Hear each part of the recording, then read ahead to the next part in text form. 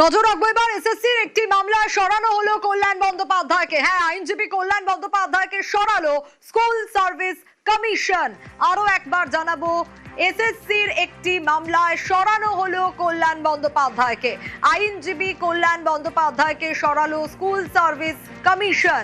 এসএসসির মেয়াদ উত্তীর্ণ প্যানেল সংক্রান্ত মামলা। আরো বিস্তারিত এই বিষয়ে অর্ণব জানাতে পারবে। অর্ণব, কি কারণ, কেন সরানো হলো কল্যাণ বন্দ্যোপাধ্যায়কে, কি জানা যাচ্ছে? দেখো, এটা পুরোপুরি নির্ভর করছে নিয়োগকর্তা হিসেবে এক্ষেত্রে এসএসসি যে বডি, অটোনমাস বডি, তাদের সিদ্ধান্তের উপর।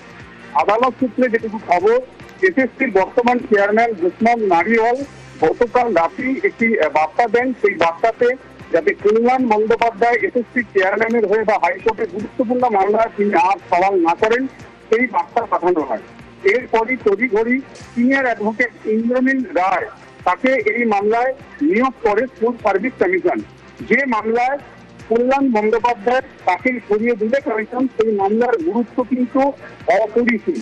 কারণ এই মামলার সঙ্গে আমরা ইতিমধ্যে 18,000 থেকে 19,000 চাকরি বাতিল হাতে দেখতে পেয়েছি, অর্থাৎ খাতার কলমে দেখতে পেয়েছি।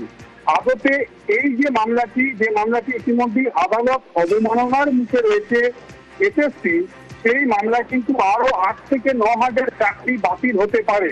কি বিষয় না, এসএসসির একটা প্যানেল প্রকাশের পর, মানে 4টে নিয়োগ প্রক্রিয়া ছিল, সেই 4টে নিয়োগ প্রক্রিয়ার তাদের যে প্যানেলের মেয়াদ যেটি শেষ হয়েছিল, সেই প্যানেল মেয়াদ শেষের পর কাউকে সেই প্যানেল থেকে চাকরি দেওয়া যায় না, নিয়োগের সুপারিশ এসএসসি করতে পারে না।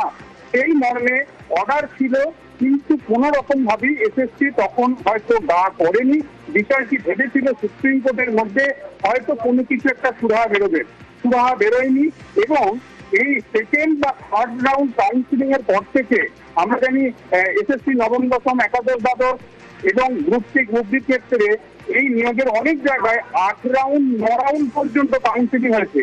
কাজে 3 রাউন্ডও যদি তর্কের খাতিরে যে সেটা পর্যন্ত ভ্যালিড প্যানেলের মধ্যে নিয়োগ হয়েছে, তাহলে বাকি 3 রাউন্ডের পর থেকে যে 8 রাউন্ড 9 রাউন্ড পর্যন্ত যে নিয়োগগুলি হয়েছে, সবগুলি কিন্তু এসএসসির যে আইনে নিয়োগ হয়েছে সেই আইন বিরোধী।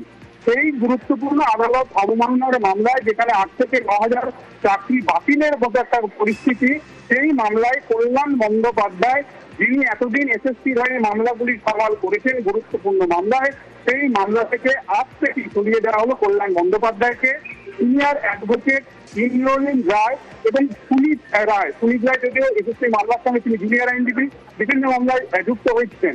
আজকে মামলাটি বিচারপতি সৌগত ভট্টাচার্যের বেঞ্চে শুনানির জন্য আসে এবং মামলাকারীদের তরফে দাসগুপ্ত আইনজীবী তিনি বিষয়টি প্রসঙ্গ টানেন।